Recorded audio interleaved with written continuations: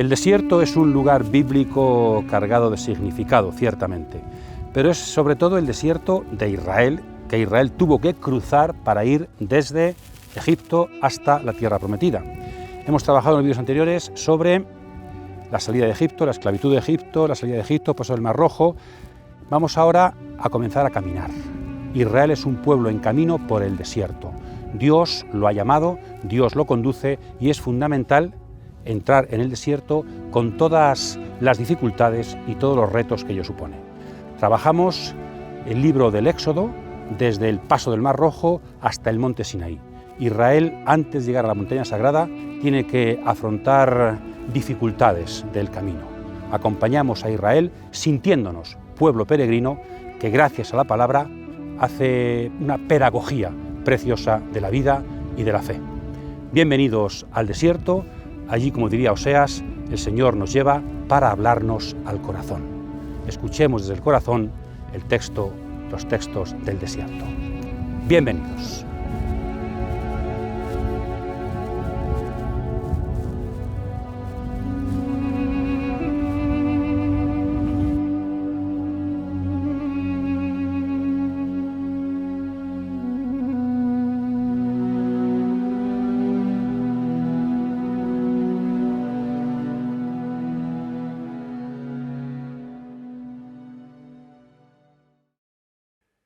Continuamos trabajando sobre el itinerario espiritual de Moisés.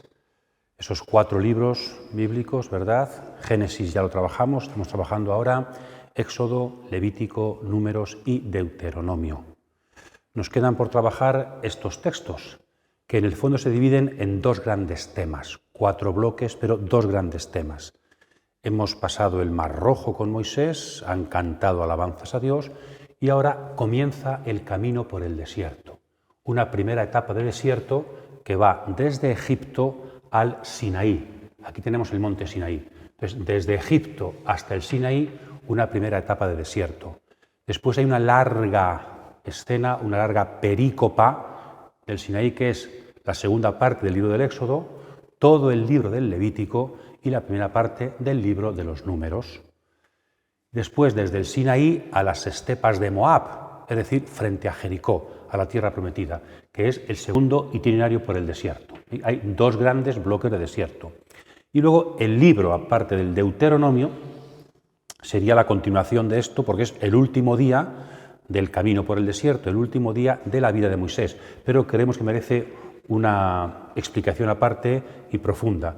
Entonces tenemos 2 grandes temas, la alianza en el Sinaí y la estancia partida de Israel, el camino por el desierto. De esta manera tenemos los 3 grandes temas del Éxodo, de la salida de Egipto. Ya hemos trabajado la salida de la esclavitud de Egipto hasta el Mar Rojo. Después tenemos la alianza en el Sinaí, segundo gran tema, y el camino por el desierto. Estos 3 temas son recordados en la liturgia judía israelita en 3 grandes fiestas de peregrinación, las 3 grandes fiestas. La salida de Egipto es recordada en la Pascua. La Pascua es memorial de la salida de Egipto, como hemos trabajado. El Sinaí, veremos después, es recordado en la fiesta de Pentecostés, que es 50 días después de la Pascua. Y la estancia en el desierto es recordada en otoño, primavera, verano, otoño, en la fiesta de las tiendas o los tabernáculos.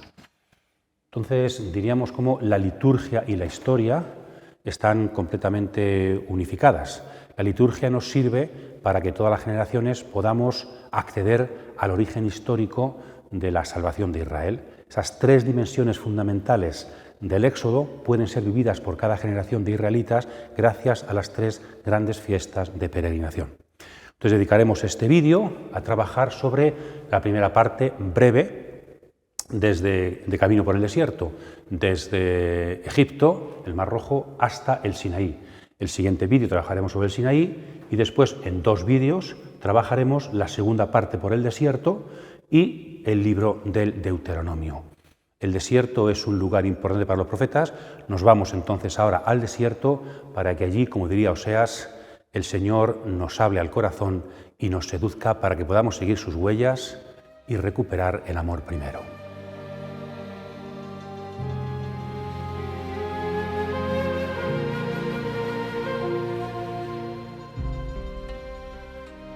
この後モーセは人々を率いて紅海からさらにシュルの荒野へ出ました。3日間水のない日が続きました。やっとマラに着きましたが、水はあるものの苦く、とても飲めません。それでマラという名前がついたのです。人々はモーセに不平を言い立てました。なんとかしてくれ、喉が渇いて死にそうだ。モーセは主に助けを求めました。すると主は彼に一本の木を示し、それを水に投げ入れなさいと命ずるのです。その通りにすると水は甘くなりました。このマラで主はモーセを試みました。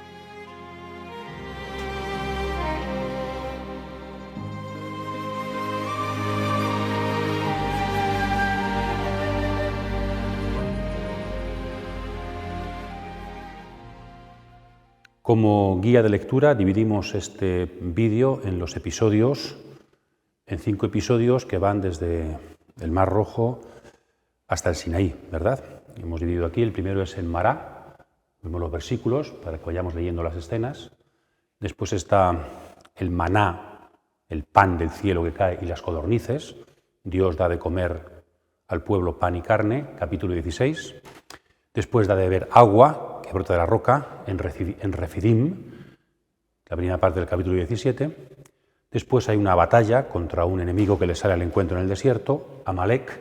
No solamente hay dificultades del desierto en sí mismo, sino que hay dificultades también de los enemigos en el desierto. En la segunda parte del capítulo 17 tenemos esa lucha. Y luego el encuentro de Moisés con su suegro Jetro, que le trae a su mujer y a sus hijos, y el consejo que le da para que nombre jueces que le ayuden en la administración de la justicia. Es decir, también el desierto es lugar de institucionalización.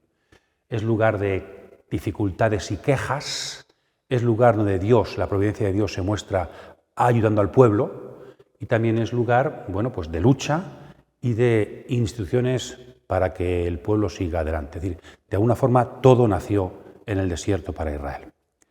Vamos a comenzar con la primera escena, la escena del agua amarga de Mará.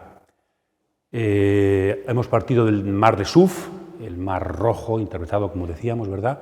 Y llegamos a un lugar llamado Mará. Ahí sucede un episodio y después van a Elín, donde hay 12 fuentes y 70 palmeras y descansan.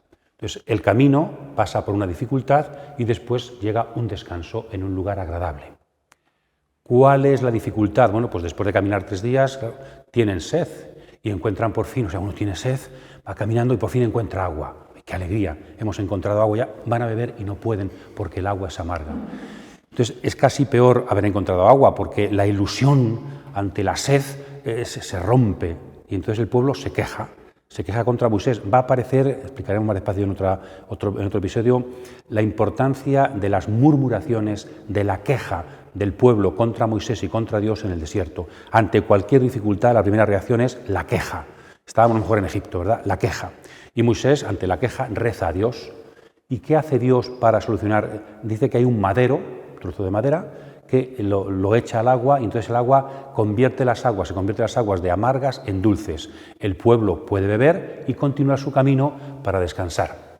Mira, aquí hay un verdadero itinerario, ¿verdad?, espiritual, que es como en el camino surgen dificultades que tenemos que aprender a superar. ¿Y cómo se superan? Gracias a la presencia de Dios. San Gregorio de Nisa, aquel autor que decíamos tan importante, que veía en Moisés un itinerario espiritual interesante, dice que el significado espiritual de todo esto es que cuando uno ya ha sido liberado de Egipto, cuando uno ha comenzado el camino de la virtud, ya no somos esclavos del pecado, ¿verdad? Ha quedado atrás el faraón. El pecado es el ejército del faraón que ha quedado muerto en el Mar Rojo. En el bautismo hemos roto con el pecado y ahora comenzamos a vivir una vida en libertad, caminando de una forma nueva. ¿Y qué encontramos? Agua amarga. ¿Qué significa esto?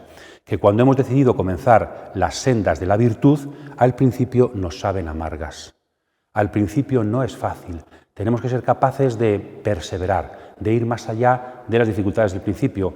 Diríamos que el desierto, con palabras actuales, no es un camino de rosas, es camino por el desierto. La virtud es un camino por el desierto, donde al principio nos va a costar trabajo, porque hace falta personas esforzadas, personas valientes, personas que venzan la tentación. ¿Y qué va a hacer que el agua se convierta de amarga en dulce para poderse beber? Un madero. Claro, para los intérpretes judíos significa pues, varias cosas, ¿no? Filón dice que es la inmortalidad, la esperanza. Gregorio de Nisa dice que es la resurrección, el misterio de la resurrección de Jesucristo, el que hace que todas las dificultades se conviertan en algo dulce. También el madero, es muy fácil interpretarlo desde el madero de la cruz, ¿verdad? Gracias a la cruz de Jesucristo, nuestras cruces, nuestras amarguras encuentran un nuevo dulzor y podemos vivirlas no ya como dificultades, sino como alimento espiritual que nos hace caminar. Pero sin la cruz, sin Cristo sufriente, sin su muerte y resurrección, las aguas de la vida, las aguas del camino de la virtud se vuelven amargas e imposibles de beber. Por tanto, aquí un significado desde el cristianismo muy interesante. Cuesta andar por el desierto, el agua que se nos ofrece a veces es amarga, pero cuando vivimos las dificultades desde la cruz de Jesucristo y su resurrección, cruz vencida, cruz entregada por amor, podemos beber y caminar hacia adelante y esas aguas se convierten en alimento de vida espiritual. Hasta las dificultades vividas desde Cristo se convierten en alimento. Y después podemos descansar. Dice que hay 12 fuentes y 70 palmeras, un lugar idílico, ¿no? Gregorio de Nisa también aquí, 12 y 70, lo interpreta desde el capítulo 9 y 10 de San Lucas, ¿verdad? El envío de los 12 apóstoles, el envío de los 72. De alguna forma, los misioneros, los evangelizadores, son aquellos que nos dan el descanso. Gracias al Evangelio encontramos descanso. Necesitamos apóstoles que nos evangelicen, que nos comuniquen la palabra de Dios para poder encontrar descanso en nuestros desiertos. Pues ojalá que venzamos las tentaciones primeras del camino, que seamos capaces de beber el agua dulcificada por la presencia de la cruz de Cristo y que así podamos también encontrar sábados, descansos en el camino que tienen que ver con la escucha de la palabra de Dios.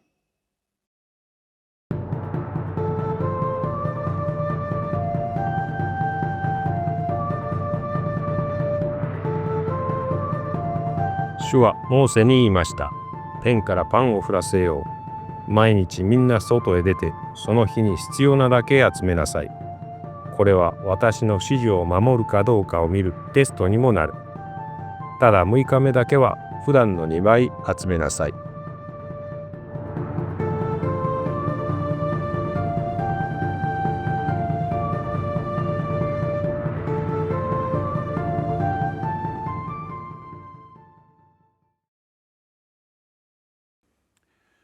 Pasamos ahora al episodio de todo el capítulo 16 de las codornices y el maná, el famoso maná, pan llovido del cielo. Tenemos un poco la secuencia que antes era la sed del pueblo y encuentran agua, ahora es el hambre. En el desierto aprieta el hambre. El hambre que provoca murmuraciones y esas murmuraciones hacen que Moisés interceda y Dios les envía no solamente pan sino también carne. Golondrinas por la tarde y pan por la mañana. Quizá la primera reflexión podría ser esta, ¿no? Igual que una cena, la cena pascual, marcó la liberación de Egipto, la salida de Egipto, ahora el camino por el desierto lo marca el hambre, ¿verdad? Comimos para ser liberados y ahora pasamos hambre. ¿No debía ser mejor al revés? Y por eso llegan las murmuraciones. No es fácil, decíamos antes, andar por el desierto. En el desierto hay dificultad, no hay agua, no hay alimento, hay que andar, se cansa uno, hace calor, dificultades. Y eso provoca murmurar contra Moisés, que en el fondo es murmurar contra Dios. Y siempre la tentación es volverse atrás. Estábamos mejor en Egipto que ahora. Es mejor estar esclavo y comer que ser libre y pasar hambre. Esta es la gran tentación del ser humano y del pueblo de Dios. Muy bonito que Dios nos ame, pero ¿eso de qué nos sirve? Con el amor no se come. Preferimos comer caliente, aunque experimentemos menos el amor de Dios. Entonces ahí está, ¿cuál es el precio de la libertad? ¿Cuál es el hambre que tengo yo que pasar para poder andar por las sendas de Dios? Como decíamos antes, Gregorio de Nisa, al principio es amargura, la virtud es difícil, la virtud nos hace pasar por dificultades, la importancia para los místicos de la ascesis, del esfuerzo cotidiano. Entonces, el hambre no es signo de que Dios no está, es signo de que Dios es necesario para el camino. Dios no quiere que pasemos hambre, sino que se va a hacer presente no quitándonos antes el hambre, sino acompañando nuestra hambre con su carne y con su pan. Entonces, eso, estamos en camino y tenemos que ser capaces de ir más allá de las quejas y las murmuraciones. Podríamos preguntarnos, pararnos un momento, como el pueblo de Israel, también el pueblo cristiano ahora, yo mismo, ¿cuáles son mis quejas? ¿De qué murmuro? ¿Qué es aquello con lo que no estoy conforme? Cuando miro hacia atrás, ¿qué es aquello que anhelo y deseo con nostalgia? ¿De alguna forma he aceptado el precio de la libertad? ¿Estoy dispuesto a pasar hambre para necesitar a Dios y que sea Él quien me conduzca y me alimente en el camino? La importancia de hacer experiencia espiritual de las hambres que nos toca vivir en los caminos de la vida. Después dice que hay que coger, cada día hay que tomar, hay que recoger una ración para cada día. Y esto es una prueba. No toméis más de la cuenta, sino que cada día tiene su afán, cada día tiene su pan. Y eso es una prueba porque la tendencia es siempre comer más por si acaso. ¿Qué significa por si acaso? Por si acaso mañana no tenemos pan. Y en el fondo es no fiarse de Dios. Y aquí la importancia, como veíamos en el episodio anterior, de la ley, la prueba de Dios para ver si el pueblo obedece. Seguimos viendo que el desierto y sus hambres es una preciosa y profunda pedagogía de Dios, a ver si confiamos en Él. Tomar más cada día significa no fiarnos de que mañana no va a haber, que mañana va a haber pan de parte de Dios. Entonces, cada día. Y también esa ración de cada día nos recuerda a la palabra griega epiousion, que aparece en el Padre Nuestro, ¿verdad? En Mateo 6, en Lucas 11, danos hoy nuestro pan de cada día. De alguna forma, Jesucristo se está inspirando también aquí a la hora de rezar el Padre Nuestro. Entonces, el Padre Nuestro es también la oración para el camino. Confiamos en Dios, Señor, cada día. Mañana volveremos a pedírtelo porque nos fiamos de ti. Significa otras muchas cosas, pero también la Eucaristía, el pan del Padre Nuestro, significa esa confianza en el Dios del camino, que cada día no deja de alimentarnos. El futuro está en sus manos. Lo que importa es el afán de hoy y Dios nos ayuda hoy. Y después el sábado se recoge doble ración para subrayar también la ley del sabbat, del descanso sabático, y cuando la gente desobedeció y tomó más de la cuenta, se quedaba podrido completamente, ¿no? Y en cambio, cuando el sábado se toma el viernes, no se pudre, porque es voluntad de Dios. Aquí también Gregorio de Nisa dice que tomar alimento, tomar el pan del viernes para el sábado, simboliza cómo en esta vida tenemos que ir ya preparándonos para el banquete de la vida eterna, ¿verdad? El sábado significa pues el banquete final, el reino de los cielos. Tenemos que tomar aquí el pan para poder alimentarnos en el futuro. Tenemos que prepararnos en el presente para el pan del futuro. Bien, entonces el pan, la necesidad de comer significa nos fiamos de Dios, la providencia nos acompaña y es una prueba, ¿no? Tenemos que ser capaces de obedecer en lo pequeño. Lo que decía el libro de los Proverbios, Señor, dame mi ración de pan también, qué bonito. No me des más pan de la cuenta porque me haré rico y te olvidaré. No me des menos pan de la cuenta porque entonces puedo robar y voy a ofender tu ley. Entonces, el pan de cada día. Déjanos que seamos esto, que nos conformemos con lo que tú nos das. Preciosa prueba para el camino en las dificultades de cada día. Y después se explica un poquito qué significa lo del maná, manhu, que es una especie de interpretación popular del maná. ¿Qué es esto? Y el maná es un misterio, es un pan de Dios, pan de ángeles, dicen después los salmos, ¿no? Es un pan que no comprendemos, como la Eucaristía, es un pan misterio. De alguna forma, Dios nos visita siempre, nos ayuda con mediaciones que nosotros no acabamos de controlar y no comprendemos, ¿no? No es pan nuestro, es pan de Dios, es un pan que nos hace interrogarnos. También aquí una pedagogía preciosa, espiritual. Comer nos interroga. No solamente comemos para alimentar nuestro cuerpo, sino que nos interrogamos de dónde viene este pan, quiénes son las manos que han puesto este pan, qué manos me cuidan para darme el pan, ¿verdad? Comer, ver el pan, me interroga más allá del pan. ¿Quién hay detrás del pan? ¿Qué es esto? ¿De quién viene esto? El pan como interrogante, el pan como misterio, que me lleva más allá del alimento físico. Por eso el maná va a significar para los judíos la Torá, la ley, y también para el cristianismo va a significar, Juan capítulo 6, la carne de Cristo que se nos da en alimento y su palabra, la revelación de Dios que Cristo nos transmite. Fue mi Padre quien nos dio verdadero pan del cielo. Yo soy el pan vivo, bajado del cielo. Ese es el maná. Y es un maná, dice, que se come durante 40 años hasta que entraron en la tierra prometida. Luego el libro de Josué dirá que cuando llegan a Gilgal dejan de comer el maná porque ya comen de los frutos de la tierra prometida. Es decir, el pan es viático, vía, camino, es pan para el camino. Aquí también se relaciona con la Eucaristía, ¿no? La Eucaristía es pan para el camino de la vida hasta que lleguemos al reino. Como Dios acompaña nuestro camino con su pan y por eso es posible avanzar con las fuerzas que Dios nos da y también con los interrogantes y la pedagogía que el Señor nos regala. Ciertamente, Epiusion, el viático, el misterio, todo el maná apunta al misterio de la Eucaristía. Lo que los israelitas pudieron vivir físicamente en el desierto físico, nosotros podemos vivirlo también de forma sacramental gracias a la Eucaristía. Somos caminantes del desierto para que el Señor alimente nuestro camino y vaya educándonos en sus sendas, educándonos en su voluntad. Por tanto, como Israel, también nosotros queremos vencer la murmuración para pasar a alimentarnos del pan de Dios, que es Jesucristo nuestro Señor.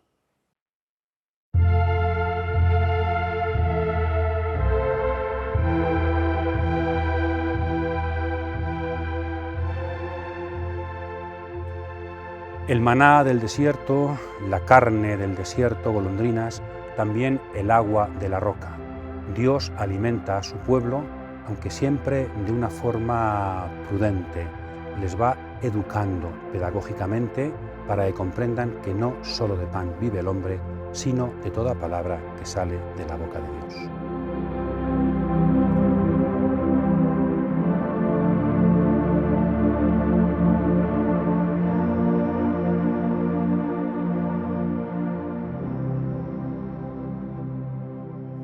Pasamos al siguiente episodio, uno de los más famosos del desierto, del camino hacia la tierra prometida, que es el milagro del agua de la roca, capítulo 17 en el Éxodo, versículos 1 al 7.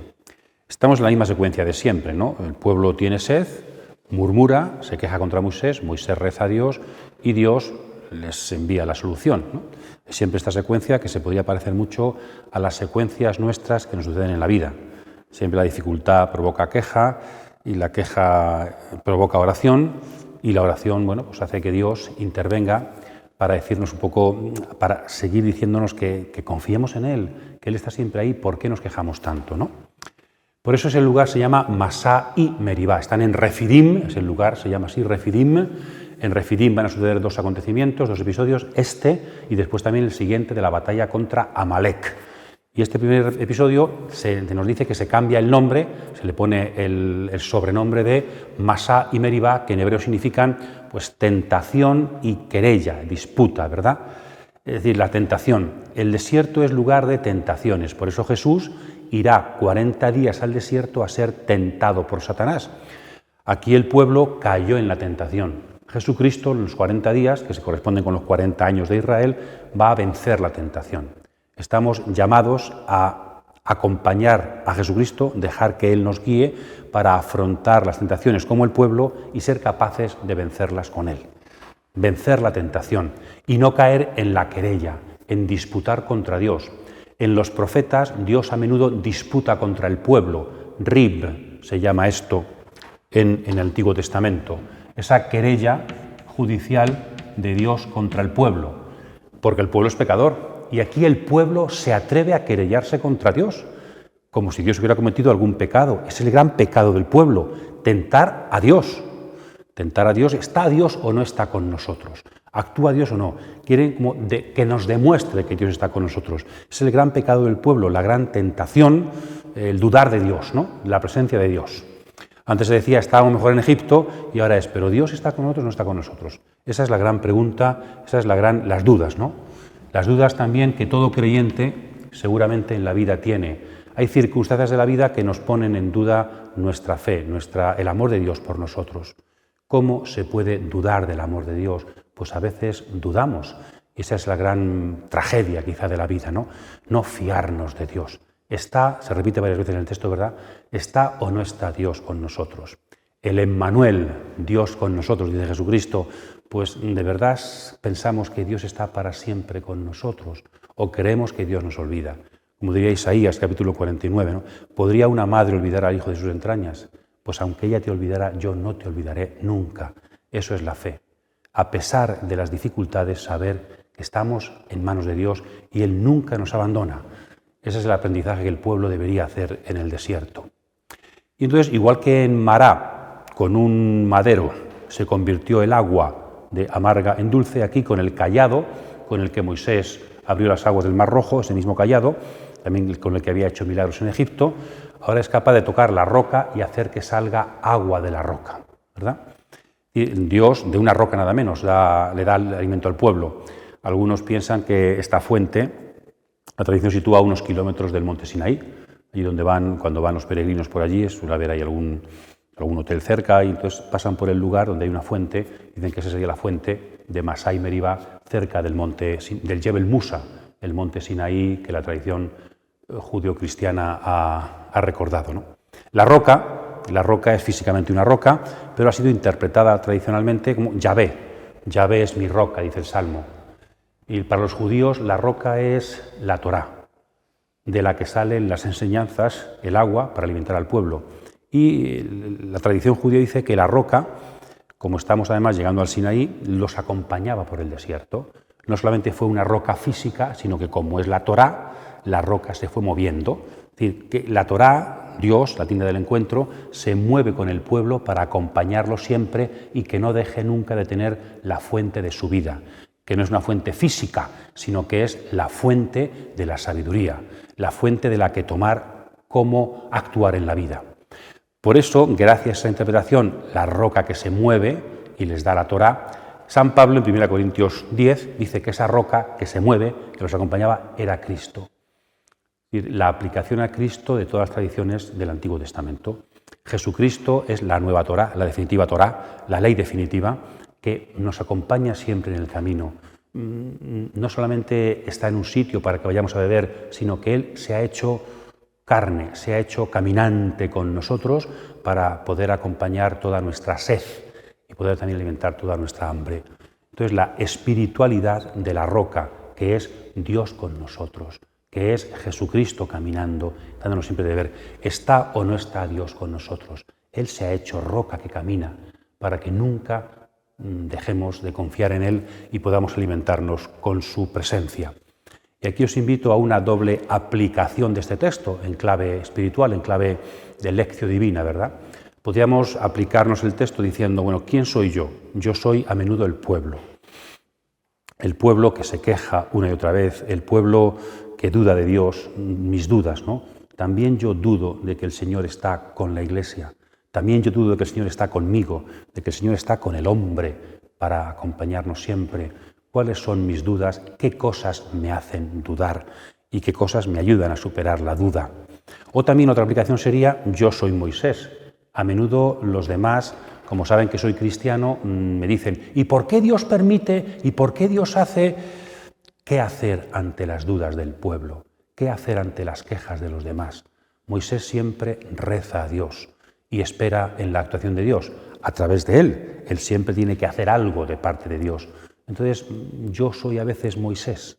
Estoy llamado también a presentar las dudas del pueblo ante Dios y a veces a sentirme desbordado por las dudas del pueblo.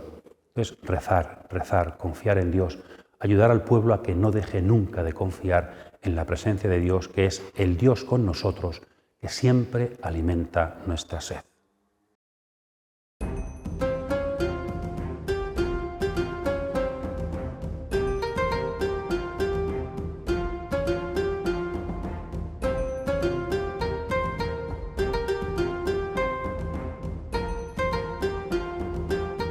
Amalek vino y atacó a Israel en Rafidín.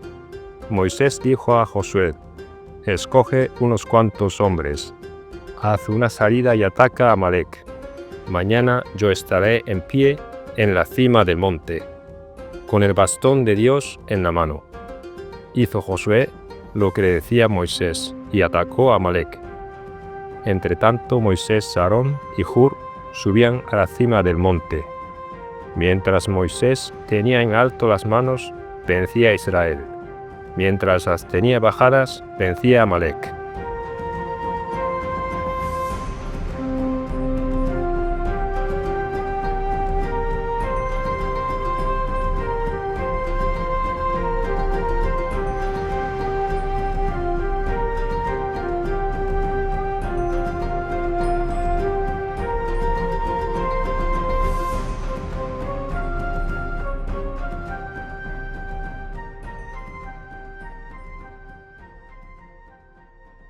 Seguimos con nuestro itinerario, con nuestra secuencia. Toca ahora hablar de la batalla en Refidim también, como el episodio anterior, la batalla contra Amalec. Como hemos dicho al principio, no solamente en el desierto hay dificultades del desierto en sí mismo, dificultades interiores, el pueblo que se queja, sino que también hay dificultades exteriores, las luchas. Hay enemigos, Amalec es siempre el enemigo simbólico de Israel, ¿no? De hecho, el episodio acaba diciendo que es para siempre enemigo de Israel. Y algunos dicen que simboliza el diablo, que intenta también aprovecharse de la debilidad del pueblo en el desierto para vencerlo. Cuando más débiles somos, en nuestras debilidades más se mete el maligno para intentar vencernos. ¿Y qué tenemos que hacer para vencer a Amalec en la debilidad del desierto? Dice en esta secuencia Gregorio de Nisa, muy bonito, lo siguiente, ¿no? Primero, tras haber abandonado en el agua al egipcio muerto, después de ser librados de la esclavitud y haber sido endulzados con el leño, mará, ¿verdad?, y haber descansado de la fatiga en las palmeras, tras haber conocido el misterio de la piedra, la roca, y haber recibido el alimento del cielo, ¿verdad?, el maná y las codornices, entonces no rechazamos la lucha. Ya no somos niños, sino jóvenes que luchan por sí mismos. ¿Veis? El itinerario, la acolucía, le llama en griego Gregorio de Nisa. Los textos bíblicos no solamente tienen sentido aislado, sino que la secuencia de los textos bíblicos tiene una correspondencia en nuestra vida espiritual. Entonces, ¿por qué podemos afrontar la lucha contra Amalec? Como Jesús en el desierto, ¿verdad? La lucha contra Satanás. ¿Por qué? Porque hemos dejado atrás el pecado, porque hemos descansado con Cristo, porque nos hemos alimentado del pan del cielo y hemos bebido el agua de la roca. Entonces estamos pertrechados perfectamente para luchar contra el enemigo.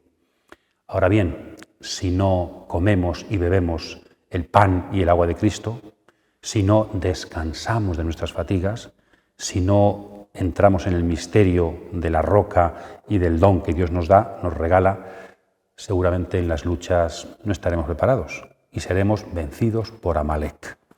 Entonces, la importancia de la secuencia. Uniendo este episodio con el de Éxodo capítulo 15, el Cántico de Moisés, aparece Moisés como modelo de oración en el Éxodo. En el capítulo 15, después de haber intervenido Dios, después de haber contemplado la salvación de Dios, Moisés invita al pueblo, hace que el pueblo alabe a Dios. Es decir, Moisés es maestro de oración y modelo para que en las alegrías de la vida, cuando descubrimos la intervención de Dios, seamos capaces de alabarlo, como María hizo también, ¿verdad? Engrandece mi alma al Señor, magnificat, porque ha mirado la humildad de su esclava. Pues Moisés enseña al pueblo a alabar. Y en la dificultad, un nuevo modo de oración, la intercesión. Gracias a que Moisés reza, Josué puede vencer luchando abajo con Amalec. En español decimos un refrán, ¿verdad? A Dios rogando y con el mazo dando. La colaboración entre Moisés y Josué. A Dios rogando, Moisés, con la ayuda de Aarón y Hur, y abajo con el mazo dando, luchando, Josué. Entonces aquí podríamos hacer una doble reflexión. La principal es que para las luchas de la vida, para las luchas del pueblo de Dios, necesitamos personas que recen. Sin Dios, cuando Moisés bajaba las manos, es simbólico, ¿verdad? Cuando Moisés deja de rezar por cansancio, Josué pierde. en la batalla. Cuando Moisés recupera y levanta los brazos, pues Josué vence. Una iglesia sin oración, una iglesia sin personas que se dediquen a rezar, será una iglesia que en las luchas de la vida saldrá siempre perdiendo. No es suficiente con tener buenos soldados, pertrechados, fuertes, preparados para la lucha. Hace falta tener también a Moisés. Josué necesita a Moisés.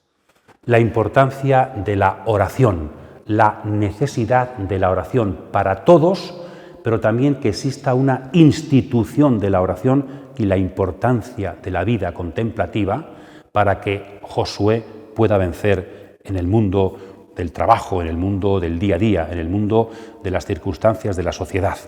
Entonces, ¿quién es hoy Moisés en la Iglesia? ¿Quién está en el monte sosteniendo las luchas de la Iglesia? ¿No será también que la Iglesia a veces nos puede ir mal porque buscamos nuevas armas, buscamos nuevos métodos, buscamos nuevas formas pero nos falta Moisés en el monte orando? En el fondo nos falta Dios. Acordaos del capítulo 10 y 11 de Lucas, Marta y María, capítulo 10, ¿no? Marta tiene que aprender la lección de María, ponerse a los pies de Jesús para escuchar, para rezar. O también en el capítulo 11, Jesús rezando hace que los discípulos tengan ganas de orar, crea en ellos la necesidad de la oración y aprenden a orar. La importancia de la oración. Yo en esto tengo que confesaros que todo el mundo le oigo hablar de esto, yo mismo hablo de ello, ¿no? Todo el mundo está de acuerdo en que en la Iglesia falta oración, pero luego ves que, no lo sé, creo que hay muy poca gente que dé pasos, que de verdad se lo tome en serio. Qué bonita es la oración, qué importante es la oración, cuánta necesidad hay Pero luego, ¿quién se pone a rezar? ¿Quién deja otras ocupaciones? ¿Quién deja, como Marta, ¿no? Y se pone a rezar con Jesús? Entonces, somos conscientes de la necesidad, pero no acabamos, yo creo, de dar pasos que nos conduzcan a la realización de ese sueño o esa necesidad. Pero hay también muy interesante cómo Moisés, además de que el mundo, la Iglesia necesita a Moisés, al orante, Moisés tiene también una doble necesidad. Por una parte, necesita a Josué.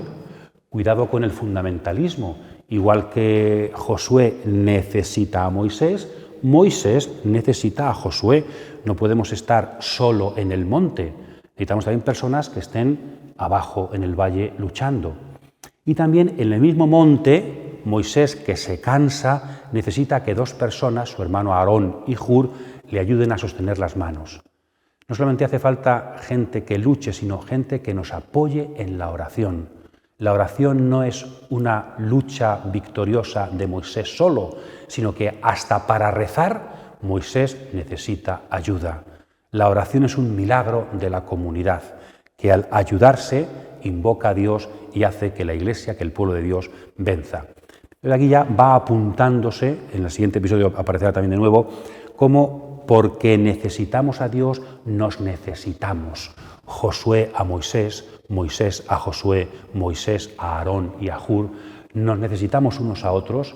El misterio de la lucha de la Iglesia, de la misión de la Iglesia, es un misterio de comunión, en el que cada uno aporta su dimensión completamente necesaria. Al final se sienta en una roca, aparecía antes la roca, que era el símbolo de la ley o de Jesucristo, de donde sale agua. Ahora la roca es aquello en lo que se afianza, ¿no? El monte sube al monte, es el lugar de la oración, y la roca es, necesitamos rezar en la roca, afianzarnos en Jesucristo, nuestra roca, para que nuestra oración sea perseverante y sea escuchada por Dios. Pero es un texto precioso, muy espiritual, que nos hace ver también cuál es nuestro puesto en la comunidad y cómo necesitamos la ayuda de los demás para que Dios lleve adelante sus planes y Amalek, el enemigo, sea vencido en el desierto.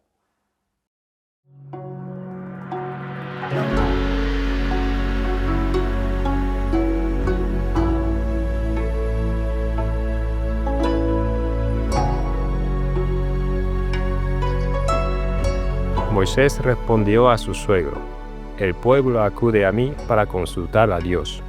Cuando tienen un pleito, vienen a mí, y yo decido entre unos y otros, y les enseño los mandatos del Señor y sus instrucciones. El suegro de Moisés le replicó: no está bien lo que haces.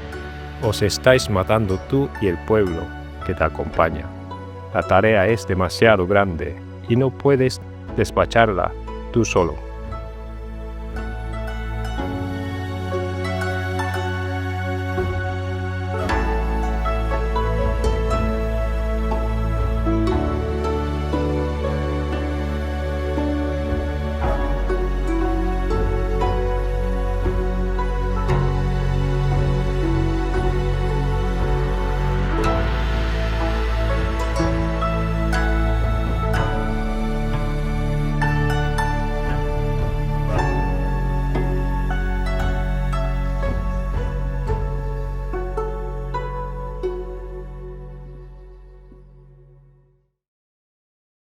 Pasamos ahora al último episodio en el camino por el desierto antes de llegar al Sinaí, que es la visita del suegro de Moisés, Jetro, y también el consejo que le da a Moisés porque no puede con tanto.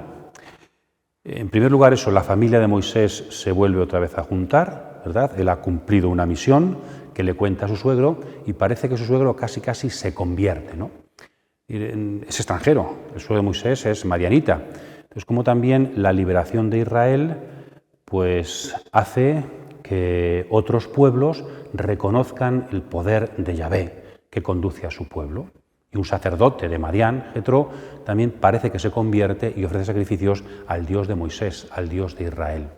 Se reconstruye la familia y, sobre todo, Jetro se da cuenta de la carga que Moisés tiene. Todo el mundo quejándose contra él, ¿verdad? Pero aquí no solamente es la queja, sino tiene que juzgar al pueblo, y es un pueblo muy grande y muy numeroso. Con esto se nos da cuál sería la misión de Moisés, lo cual anticipa un poquito la misión de Jesucristo como sumo sacerdote que veíamos, os acordáis de los vídeos de la carta a los Hebreos. La misión de Moisés consiste en dos cosas principales: representar al pueblo delante de Dios y ofrecer la súplica y las quejas también, ¿verdad? Esa dimensión ascendente de la mediación, y también instruir al pueblo con leyes, con decretos, la dimensión descendente de la mediación. Le habla a Dios del pueblo, le habla al pueblo de Dios y sus normas. Y en esta segunda dimensión tiene también que juzgar, tiene que ver si se cumple la ley, y para ello no da abasto, no es suficiente. Entonces el suegro se da cuenta y dice: estás muriéndote, vas a acabar contigo y con el pueblo, que también está agobiado contigo. ¿Por qué no nombras jueces que te ayuden? Y me parece la importancia de Moisés necesita a los demás. Lo veíamos antes, ¿no? En la guerra contra Amalek.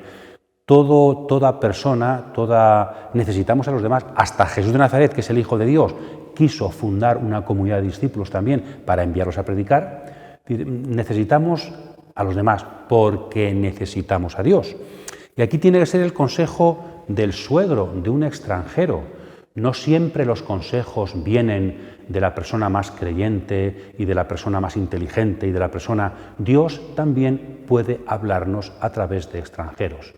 Como dirían los proverbios también, nunca desprecies un consejo útil, un consejo sabio.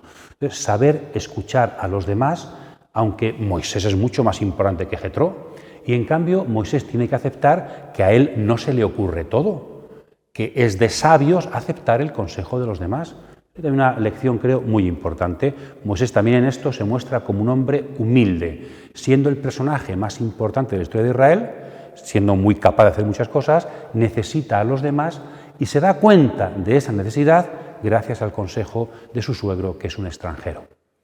Y aquí también una idea muy interesante, creo, y es que esta tarea de Moisés, la tarea de Moisés es superior a sus fuerzas. Somos limitados, somos humanos, por muy agraciados que estemos. Aunque Dios nos acompañe, precisamente porque Dios nos acompaña, necesitamos a los demás.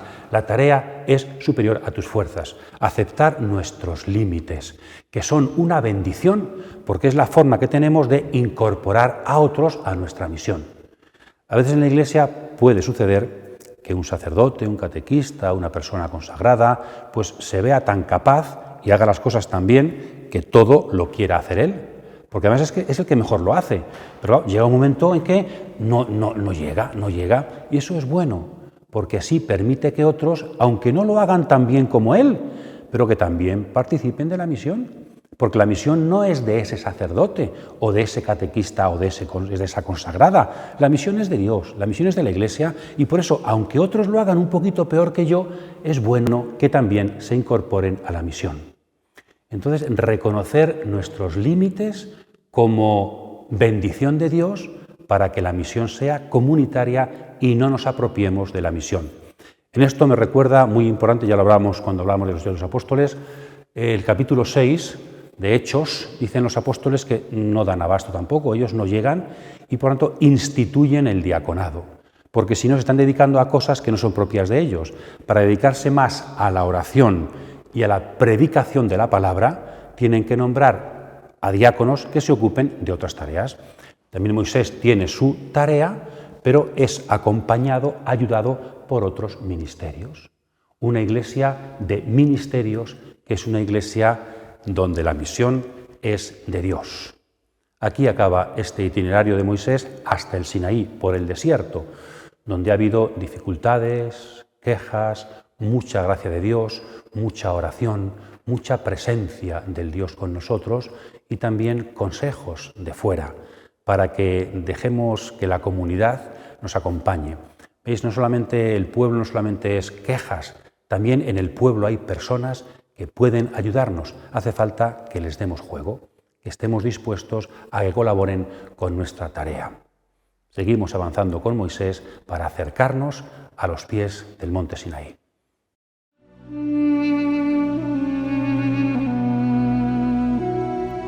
Os invitamos, por tanto, a leer despacio esta secuencia, estas escenas preciosas, sencillas, del libro del Éxodo.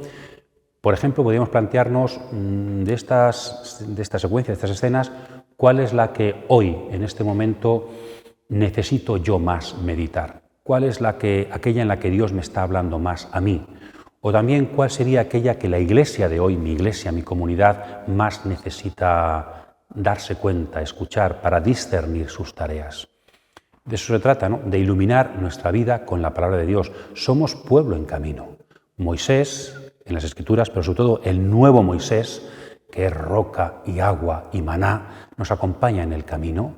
Por tanto, aprendamos esta pedagogía del desierto para que de la mano de Jesús no dejemos de evangelizar, de vencer toda tentación, para que superando murmuraciones y dejando como Moisés que los demás nos ayuden, podamos ser como Dios quiere e ir avanzando para estar cada día más cerca de la tierra prometida. Tenemos meta y en el camino tenemos tarea, tenemos necesidad de aprender.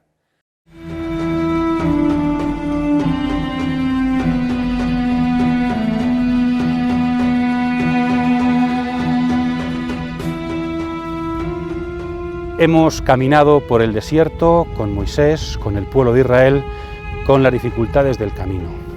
El desierto es tentación, el desierto es lucha, el desierto es oración, el desierto es institución, es tantas cosas. Creo que el desierto para nosotros está lleno de mensajes de parte de Dios. El desierto es nuestra vida. Aprendamos desde las claves de Israel a iluminar también nuestro día a día, nuestra vida cotidiana, desde las claves del camino por el desierto del pueblo de Israel. Feliz trabajo, seguimos caminando porque ahora, el próximo vídeo, nos encontramos ante la perspectiva del monte Sinaí. Allí habrá alianza, palabra, ley, relación con Dios. Feliz semana a todos.